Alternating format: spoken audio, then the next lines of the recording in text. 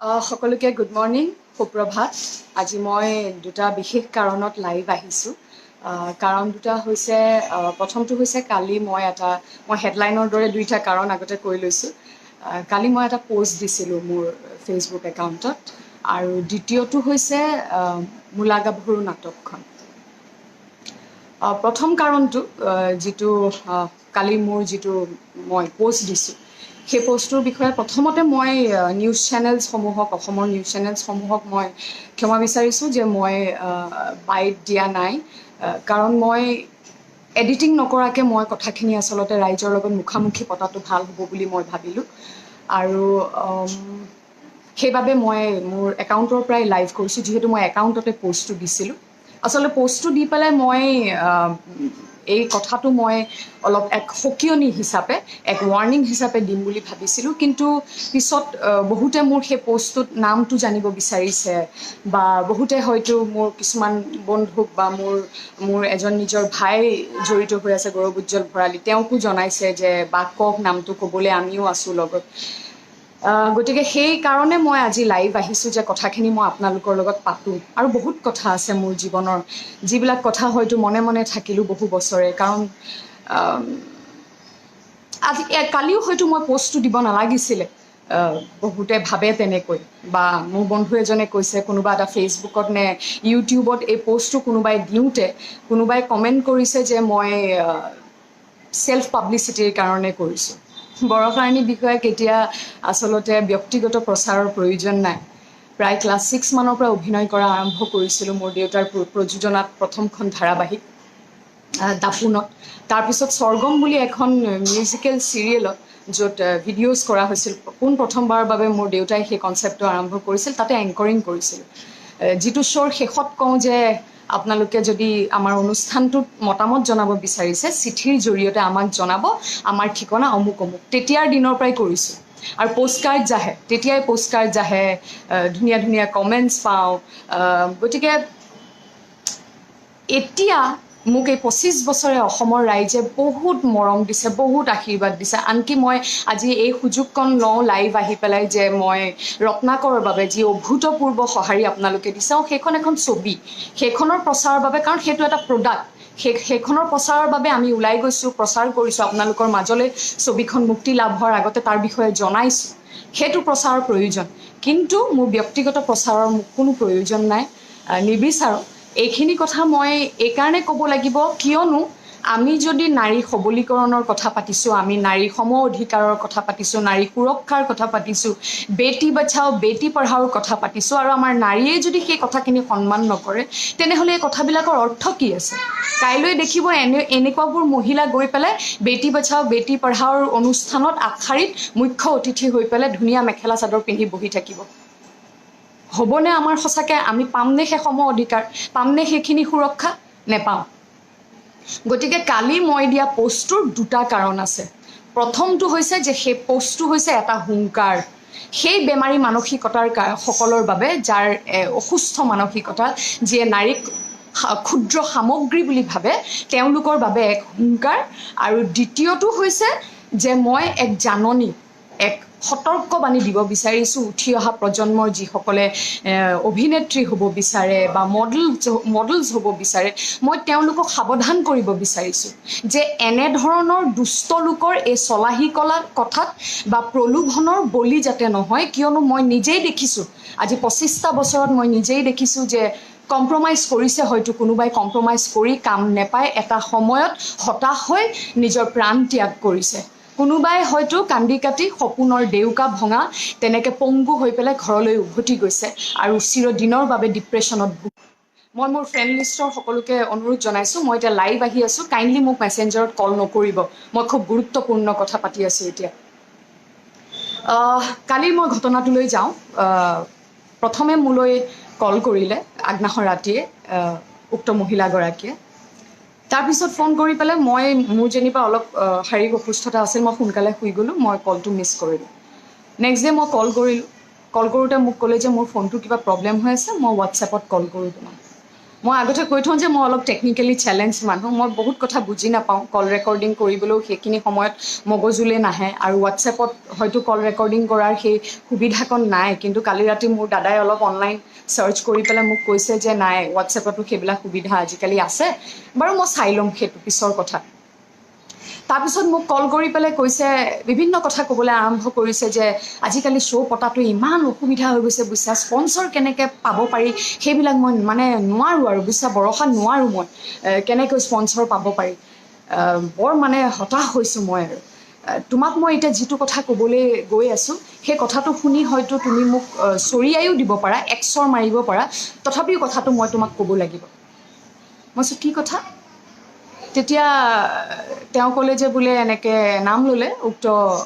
অনা অসমীয়া ব্যৱসায়িকজনে তোমাক খুব ভাল পায় পচন্দ কৰে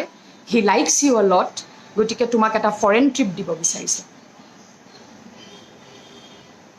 মই অকণমান ৰৈ পেলাই মই কৈছোঁ কি কৈছা ফৰেন ট্ৰিপ দিব বিচাৰিছে মই কৈছোঁ কিয় তাৰপিছত মোৰ পটককৈ মোৰ খং উঠিছে আচলতে কিহৰ কাৰণে মোক ফৰেন ট্ৰিপ দিব মই কি নিজে যাব নোৱাৰোঁ নে কি কোনোবাই মোক ভাল পাই কিবা এটা উপহাৰ দিছে মোৰ এনেকুৱা কণ কণ ভাইটি ভণ্টি আছে অনুৰাগী আছে যাক মই ভাইটি ভণ্টি পাতি লৈছোঁ মোক উপহাৰ দিছে মই কওঁ যে কেতিয়াও মোক তোমালোকৰ মা দেউতাৰ উপাৰ্জনেৰে উপহাৰ নিদিবা তোমালোকে যিদিনাখন কৰ্ম কৰি পেলাই আৰ্জিবা সেইদিনাখন মোক উপহাৰ দিবা এইটো কি কথা হ'ল মোক ফৰেন ট্ৰিপ দিব কি বুজাব বিচাৰিছে হা তাৰপিছততো মোৰ হাত ভৰি কঁপিবলৈ ধৰিলে যে আচলতে তেওঁ মোৰ উক্ত মহিলাগৰাকী মোৰ বহুত কথা মই শুনি আহিছিলোঁ তেওঁৰ বিষয়ে বিভিন্ন কথা শুনি আহিছিলোঁ এনেকৈ তেওঁ কেনেকৈ প্ৰলোভন দিয়ে সৰু সৰু ছোৱালীবিলাকক কেনেকৈ প্ৰলোভন দিয়ে আৰু বহুত তেওঁৰ ঘটনা মই শুনি আহিছিলোঁ কিন্তু মই বিশ্বাস কৰা নাছিলোঁ কিয়নো এগৰাকী সফল নাৰীৰ বিষয়ে বহুতে বহুত কথা উলিয়ায় তাৰ ময়ো হৈছোঁ বলি তেনেকুৱা কথাৰ কিন্তু এইবাৰ মোৰ লগত ঘটিছে সেই ঘটনাটো মই নিজ চকুৰে মই নিজ কাণেৰে শুনা পালোঁ সেই কথাটো শুনা পাই পেলাই মই তেওঁক কৈছোঁ যে আপুনি মোক সাহস কেনেকৈ কৰিলে এইষাৰ কথা ক'বলৈ ক'ত সাহস পালে এইষাৰ কথা ক'বলৈ আৰু কাক কৈছে আপুনি এইষাৰ কথা সেইবুলি কৈ পেলাই মই কলটো ডিছকানেক্ট কৰিলোঁ আৰু মই অকণমান সময় চিন্তা কৰি পেলাই মই এটা কথা চিন্তা কৰি পালোঁ যে নহয় এই কথাটো মই অলপ ৰাজহুৱা কৰিব লাগিব এই কথাটো মই ক'ব লাগিব ছ'চিয়েল মিডিয়াৰ জৰিয়তে হওক যিটো আজিকালি খুব শক্তিশালী মাধ্যম মই এই কথাটো ক'ব লাগিব তাৰপিছত মই এটা পোষ্ট দিলোঁ পোষ্টটোত বহুত কমেণ্টছ আহিছে আপুনি নাম কৈ দিয়ক অমুকটো কৈ দিয়ক নাম মই ক'ব বিচৰা নাই দুটা কাৰণত মই নাম ক'ব বিচৰা নাই মই ক'ম কাৰণ দুটা তাৰ আগতে মই এই যে বেমাৰী মানসিকতা বুলি কৈছোঁ যিবিলাকে নাৰীক ক্ষুদ্ৰ সামগ্ৰী বুলি ভাবে তেওঁলোকক মই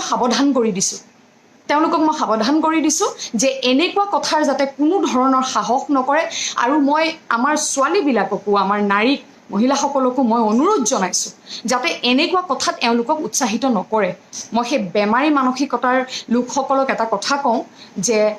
আপোনালোকৰ এই মানসিকতাৰ কাৰণে হয়তো কিছু সংখ্যক নাৰীয়ে আজি পেটৰ তাৰণাত সেই অবাঞ্ছিত কৰ্মক পেচা হিচাপে লৈছে গতিকে ইমান মন যদি গৈছে সেই পেচাগতভাৱে যিয়ে এই অবাঞ্ছিত কৰ্ম কৰি আছে তেওঁলোকৰ ওচৰলৈ যাওক সকলো মহিলাক সহজলভ্য বুলি নাভাবিব মহিলাকে সহজলভ্য বুলি নাভাবিব আৰু মই সেই মহিলাগৰাকীৰ নাম মই ক'ব বিচৰা নাই দুটা কাৰণত সেই মহিলাগৰাকী মোৰ পেহীৰ লগত পঢ়িছিলে স্কুলত আৰু সেই আৱেগটো দেখুৱাই হয়তো মোক বহুতো কামত তেওঁ নিছিলে মানে তেওঁ ফেশ্বনৰ লগত জড়িত মই আপোনালোকক কৈছোঁৱে কেইবাবাৰো মই ৰেম্প ৱাক কৰিছোঁ শ্ব' ষ্টপাৰ হিচাপে মোক পেচাগত যি পাৰিশ্ৰমিক সেই পাৰিশ্ৰমিক দিছে মোৰ কৰ্মক তেওঁ শ্ৰদ্ধা জনাইছে মই তেওঁৰ কৰ্মক শ্ৰদ্ধা জনাইছোঁ কষ্ট কৰা দেখিছিলোঁ কিন্তু তেওঁৰ বিষয়ে শুনি থকা কথাবিলাক মই বিশ্বাস কৰা নাছিলোঁ আজি মই তেওঁৰ নাম নোকোৱাৰ কাৰণ দুটা যে একটো মোৰ পেহীৰ লগৰ আৰু দ্বিতীয়টো হৈছে যিটো মই নোৱাৰিলোঁ মই খুব আৱেগিক এই বিষয়টোত যে মই মাতৃ হ'ব নোৱাৰিলোঁ তেওঁ এগৰাকী মাতৃ এটা সন্তানৰ সেই সন্তানটোৱে হয়তো এইবোৰ কথা নাজানে আৰু সেই সন্তানটোৰ কোনো দুখ নাই এইবিলাক কথাত সেই সন্তানটোক মই মাক যেনেকুৱাই নহওক আল্টিমেটলি মাক হয় আৰু মাকৰ সমান কোনো হ'ব নোৱাৰে গতিকে মই সেই সন্তানটোক কষ্ট দিব নিবিচাৰোঁ কাৰণে মই নামটো নকওঁ আৰু তেখেতক অনুৰোধ জনাইছোঁ কৰজোৰে যে ছোৱালীবিলাকৰ জীৱন ধ্বংস নকৰিব আপুনি আৰু মই ছোৱালীখিনিক এতিয়া মই মোৰ জীৱনৰ কথা কিছুমান কওঁ বম্বে গৈছিলোঁ খুব ইচ্ছা আছিল মোৰ সকলোৰে দৰে বম্বেত কাম কৰিবলৈ বলিউডত আজিৰ পৰা প্ৰায় 10 বছৰ আগতে এবাৰ 2021 চনতো গৈছিলোঁ আৰু তাৰপিছত মোৰ স্বামীয়ে যেতিয়া কাম কৰি আছিলে বম্বেত তেতিয়াও গৈছিলোঁ 10 বছৰ আগতে 2021 আহিছে সৰি 2001 চনত যেতিয়া গৈছিলোঁ 2001 চনত যেতিয়া গৈছিলোঁ এনেকুৱা কাষ্টিং ডাইৰেক্টৰ লগ পাইছিলোঁ মই যিবিলাক কাষ্টিং ডাইৰেক্টৰে মাতি লৈ গৈ পেলাই বাহিৰত বহি থাকোঁ যিটো বাহিৰৰ অফিচ মাতি নিয়ে ভিতৰলৈ কয় আহি মেডাম আকৌ আণ্ডাৰ বুলাই আহে ভিতৰলৈ গৈ পেলাই দেখো এখন বিছনা আছে এটা কম্পিউটাৰৰ সন্মুখত মানুহজন বহি আছে বহি পেলাই কয় मैडम आपका प्रोफाइल बहुत अच्छा लगा फोटोज भी अच्छे लगे কি দিব আপুনি মোক আপোনাকতো আমি নাম দিম শহৰত দিম পইচা দিম আপুনি কি দিব মইতো কপি আছোঁ বিছনাখন দেখিয়ে কপনি আৰম্ভ হৈছে मैं आपको हार्ड वर्क दूंगी टैलेंट दूंगी তেতিয়া কয় no baby I am talking about compromise sleeping নিজ কাণত মই নিজ কাণেৰে শুনিছোঁ মোৰ সন্মুখত কৈছে কপি কপি ওলাই আহোঁ কিন্তু এটা কথা মই তেওঁ সন্মান জনাইছোঁ যে তাতে কোনো জোৰ জবৰদস্তি নকৰে কোনোবাই কম্প্ৰমাইজ কৰিব বিচাৰিছে দেয়াৰ হেৰি কিন্তু তাতেও এটা ৰিস্ক আছে দেখি আহিছোঁ যে বহুতে কম্প্ৰমাইজ কৰি আছে কিন্তু কাম পোৱা নাই কি হ'ব কি গ্যাৰেণ্টি আছে মই নকৰিলোঁ মোৰ ঘৰৰ যি শিষ্টাচাৰ যি নৈতিকতা ইমান বেছি নৈতিকতা থুচি ভৰাই দিছে যে তেনেধৰণৰ অনৈতিক কাম মই কৰিব নোৱাৰিলোঁ কাৰণে মই গুচি আহিলোঁ দুখেৰে গুচি আহিলোঁ আহি পেলাই মই মোৰ মনত আছে মই ৰবি শৰ্মাৰ লগত এই কথাটো ডিছকাছ কৰি আছিলোঁ কোনোবা এখন ছবি কৰি থাকোঁতে ৰবিয়ে বৰ সুন্দৰ কথা এটা কৈছিলে মই ৰবিক সুধিছিলোঁ ৰবি তোমাৰতো ইমান টেলেণ্ট আছে ইমান তুমি ধুনীয়া দেখিবলৈ কিয় তুমি বাহিৰত ট্ৰাই নকৰা তেতিয়া ৰবিয়ে কৈছিলে বৰষা বাহিৰৰ এখন জংঘলত এখন বিশাল জংঘলত মেকুৰী বা শিয়াল হৈ থকাতকৈ মই মোৰ জংঘলৰ বাঘ হৈ থাকিব বিচাৰিম সেই কথাটো মোক ক্ৰিয়া কৰিছে তেতিয়াৰ পৰাই মই ভাবিলোঁ যে মই নিজৰ ভূমিত অসমত ভাল কাম কৰোঁ ভাল কাম কৰিলে নিশ্চয় কোনোবা এদিন চকুত পৰিব আৰু মই এটা কথা ক'ব বিচাৰোঁ যে সফলতা কেতিয়াও সহজে কোনেও পাব নোৱাৰে সফল হ'বলৈ বা সফলতা আৰ্জিবলৈ মানুহে কষ্ট কৰিবই লাগিব ইয়াৰ কোনো শ্বৰ্টকাট নাই সাকসেছৰ কোনো শ্বৰ্টকাট নাই you have to work hard you have to be dedicated তাৰপিছত গুচি আহিলোঁ তাৰপিছত মই যেতিয়া স্বামীৰ লগত আছিলোঁ এখন চিৰিয়েল কৰি আছিলোঁ আপোনালোক সকলোৱে দেখিছিলোঁ এখন চিৰিয়েল অৱশেষত পালোঁ পিছত আৰু যেতিয়া বহুত বছৰৰ পিছত 7-8 বছৰৰ পিছত গৈছিলোঁ চিৰিয়েল এখন পালোঁ চিৰিয়েলখন কৰি থাকোঁতে যিজন ডাইৰেক্টৰ এদিন তেওঁ মোৰ পিঠিত হাত ফুৰাই কথা ক'লে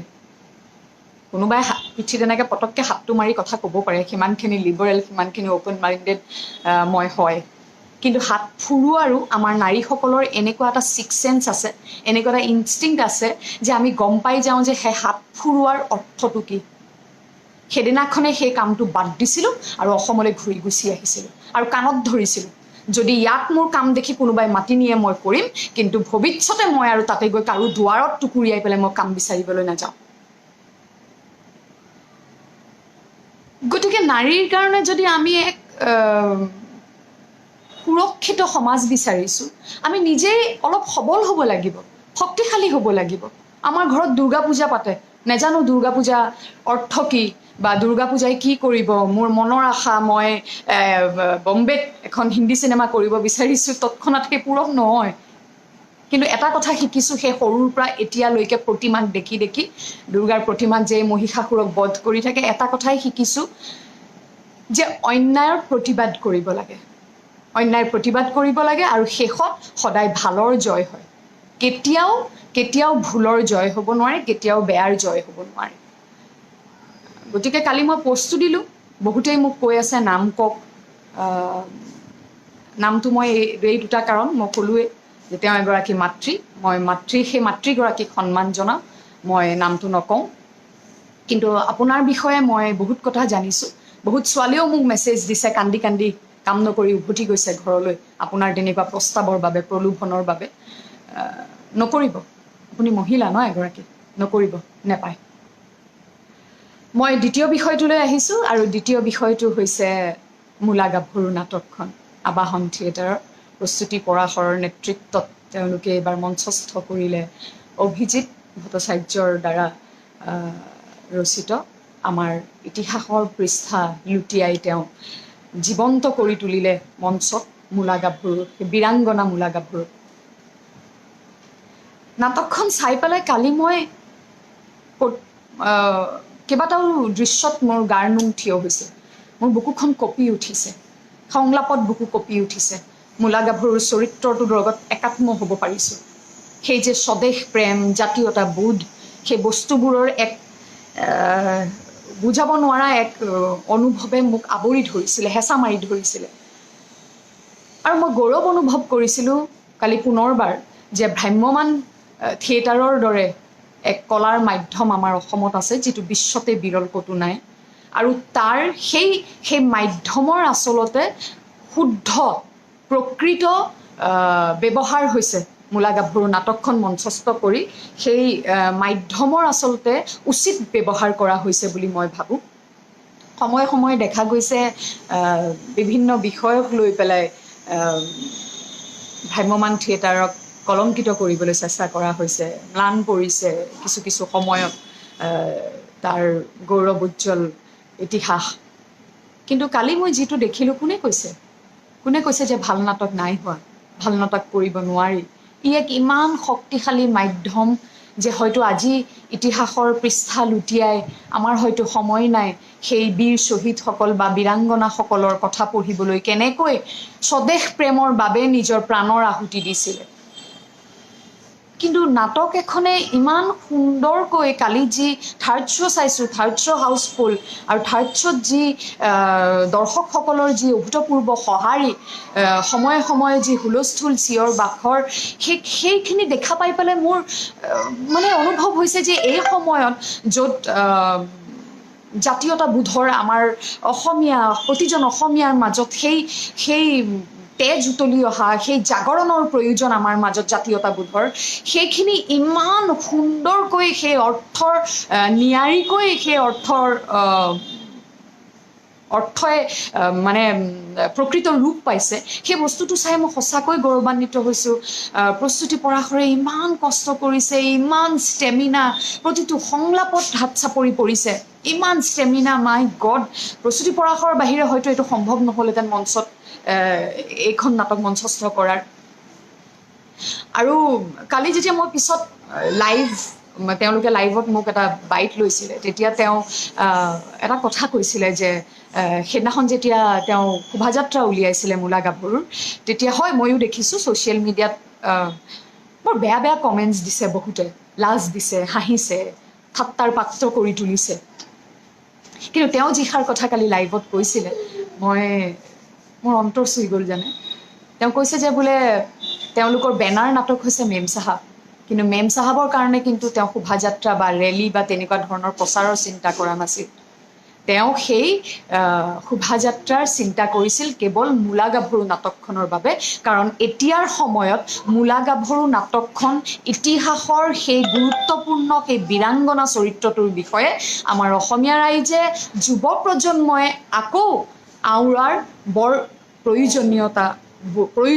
বোধ কৰিছে। সেইকাৰণে তেওঁ তেনেধৰণে প্ৰচাৰ কৰিবলৈ চেষ্টা কৰিছিল, কাৰণ আজিকালি প্ৰচাৰৰ অবিহনে নাটক বা ছবিত দৰ্শক আনিবলৈ অকণমান অসুবিধা হৈ পৰিছে। গতিকে মই এইখিনিতে প্ৰতিজন প্ৰকৃত অসমীয়াক অনুৰোধ জনাইছোঁ, অইন নহ'লেও আপোনালোকে মূলা গাভৰু নাটকখন চাওক, আপোনালোকৰ কণ কণ শিশুসকলক লৈ গৈ চাওক, বিশেষকৈ ছোৱালীসকলক আপোনালোকৰ কন্যা সন্তানক লৈ গৈ পেলাই এই নাটকখন দেখুৱাওক, প্ৰতিবাদ কৰিবলৈ শিকাওক অন্যায়ৰ। বিশেষ নকওঁ, বেছি দীঘলীয়া নকৰোঁ। আপোনালোকৰ আজি দেওবাৰটো সুন্দৰ হওক। পুনৰবাৰ মই সকলোকে অনুৰোধ জনাইছোঁ, বিশেষকৈ উঠি অহা প্ৰজন্মৰ যিসকলে সপোন দেখিছে অভিনেত্ৰী হোৱা, মডেল হোৱা, সপোন সঁচা হয়, নিষ্ঠাৰে, সততাৰে কষ্ট কৰি সেই সপোন সঁচা কৰিবলৈ আগবাঢ়া কোনেও বাধা দি ৰখাব নোৱাৰে। যদি প্ৰতিভা আছে, সেই প্ৰতিভাৰ বহিঃপ্ৰকাশ হ'বই, কাৰণ সেই প্ৰতিভা ভগৱানে এনেই দিয়া নাই। আৰু এনেধৰণৰ দুষ্ট লোকৰ প্ৰলোভন বা দুষ্ট লোকৰ এই দুষ্ট বুদ্ধিৰ তোমালোক বলি নহ'বা। আছে ভাল মানুহ, বম্বেটো হয়তো মই যিখিনি কথা ক'লোঁ বম্বেতো হয়তো ভাল মানুহ আছে কিন্তু মই লগ নেপালোঁ সেই ভাল মানুহখিনিক হয়তো কেতিয়াবা মোৰো সপোন পূৰণ হ'ব ভাল মানুহ লগ পাম কিন্তু ভাল কাম কৰি যাব লাগে সেয়াই মই অনুৰোধ জনালোঁ পুনৰবাৰ মই আপোনালোক সকলোৰে আশীষ বিচাৰিছোঁ মৰম বিচাৰিছোঁ নাজানো স্পষ্টবাদী বোলে মায়ে কয় কেতিয়াবা কথা কমকৈ কবিচোন অলপ কিন্তু কিয় কথা কমকৈ কওঁ যিখিনি মোৰ অনুভৱ সেই অনুভৱখিনিতো মই ক'ব লাগিব নহয় আৰু পুনৰবাৰ ৰত্নাকৰক এই অভূতপূৰ্ব মৰম দিয়াৰ বাবে মোৰ কামখিনিক বিশেষকৈ ইমানকৈ পচন্দ কৰাৰ বাবে মোক আশীৰ্বাদ দিয়াৰ বাবে ধন্যবাদ অভিনয় কৰি ভাল পাওঁ তাৰ বাহিৰে একো নিশিকালোঁ জীৱনৰ শেষ মুহূৰ্তটোলৈকে অভিনয় কৰি যাব বিচাৰোঁ আৰু ফেশ্বন ইণ্ডাষ্ট্ৰীৰ বহুতো প্ৰতিভাৱান ডিজাইনাৰ আছে বৰ সুন্দৰ সুন্দৰ কাম কৰি আছে বাহিৰত ইয়াতেও গতিকে মই উক্ত মহিলাগৰাকীক কওঁ তেওঁলোকৰ মূৰত টেক্কা মাৰি আপুনি এই যে কিছুমান অপকৰ্ম কৰি ফুৰিছে সেইবিলাক নকৰিব বদনাম নকৰিব ফেশ্বন ইণ্ডাষ্ট্ৰীটো কাৰণ উত্তৰ পূৰ্বাঞ্চল তথা মানে অসমো পৰে এই উত্তৰ পূৰ্বাঞ্চলৰ ফেশ্বন ইণ্ডাষ্ট্ৰীটোক কিন্তু ভাৰতবৰ্ষকে বিশ্বতে স্বীকৃতি দিয়ে খুব আগৰণুৱা ফেশ্বনৰ ক্ষেত্ৰত আমাৰ যি চইচ আমাৰ টেষ্ট